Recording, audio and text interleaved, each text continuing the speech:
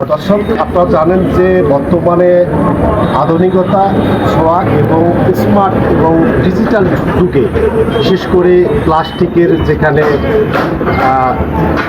ব্যাপক চাহিদা, সেখানে কিন্তু এখন পর্যন্ত এই বাঁশের তৈরি যে জিনিসপত্র, ঐতিহ্যবাহী যে বাঁশের তৈরি জিনিসপত্র, বিশেষ করে বিভিন্ন এলাকায় কিন্তু এই বাঁশের তৈরি জিনিসপত্রগুলো কিন্তু বিলুপ্তির পথে এই বাঁশের জিনিস তৈরি যাতে গ্রাম থেকে বিলুপ্ত না হয় সেই মহৎ উদ্যোগ কিন্তু গ্রহণ করেছে এই ফুলবাড়ি উপজেলার নাওডাঙ্গা ফুলের পাড়ের বাসিন্দা হযরত আলী ভাই।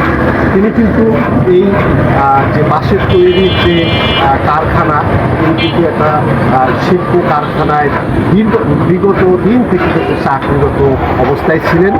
তিনি 8-9 মাস আগে তিনি বাড়িতে এসে এই ফুলের পাড়ে ছোট একটি দোকান ভাড়া নিয়ে তিনি এখানে গড়িয়ে তুলেছেন বাঁশের তৈরি তিনি এখানে বাঁশের তৈরি বিভিন্ন পণ্য সামগ্রী তৈরি করছেন এবং গ্রামের এবং দূর দূরান্তরের মানুষের যে বাঁশের তৈরি যে শৌখিন মানুষদের কিন্তু একটা খোরাক কিন্তু তিনি জুগিয়ে যাচ্ছেন। তা আমি তার সঙ্গে একটু কথা বলবো। হযরত ভাই, কি লক্ষ্য করে আমরা তো দেখতেছি যে গ্রাম থেকে কিন্তু মূলত এগুলো হারিয়ে যাচ্ছে বিলুপ্তির পথে, তো আপনি হঠাৎ মনে করেন যে প্লাস্টিকের সরাসরি, ঠিক আছে, তো আপনি একটা একমাত্র ব্যক্তি ফুলবাড়ি কুড়িগ্রাম জেলার যেখানে আপনি নিজ উদ্যোগে একটা কারখানার চাকরি ছেড়ে দিয়ে আপনি এই সামান্য 2-1 কর্মচারীর বেতন দিয়ে কোনো রকম এই 14-15 হাজার টাকা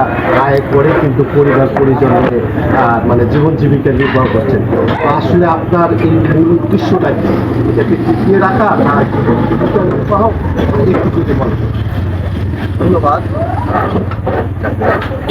তো আমার উদ্দেশ্য হলো, আমি বাচ্চাটা থেকে বাঁশের সঙ্গে জড়িত, কিন্তু বাপ দাদার থেকে আমরা এগুলো কাজ করে আসতেছি। তো আমি এই কাজেই করি বিগত 17-18 বছর আমি এগুলো প্রশিক্ষক ছিলাম, প্রশিক্ষণ দিয়েছি আমরা।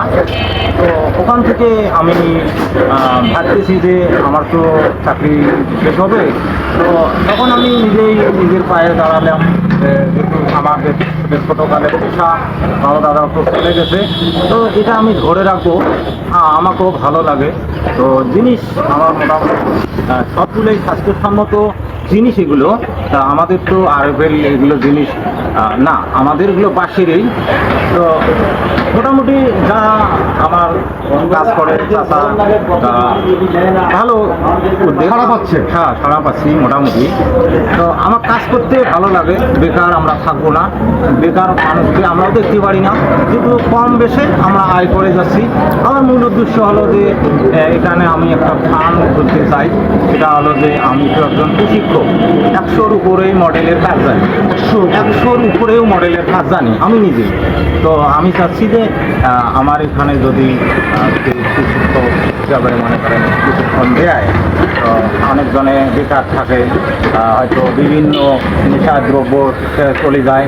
তা আমার এখানে যদি সে আসে যদি কাজ করে। তো যেমনটি শুনলেন যে হযরত ভাই কিন্তু একজন এই বাঁশের তৈরি কারিগরের কিন্তু খুবই একজন দক্ষ প্রশিক্ষক, 100 উপরে ডিজাইন তিনি তৈরি করতে পারেন।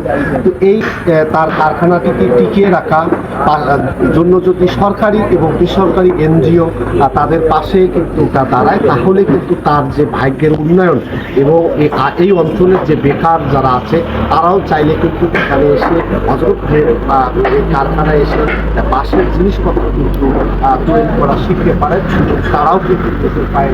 তারা এই ছিল আর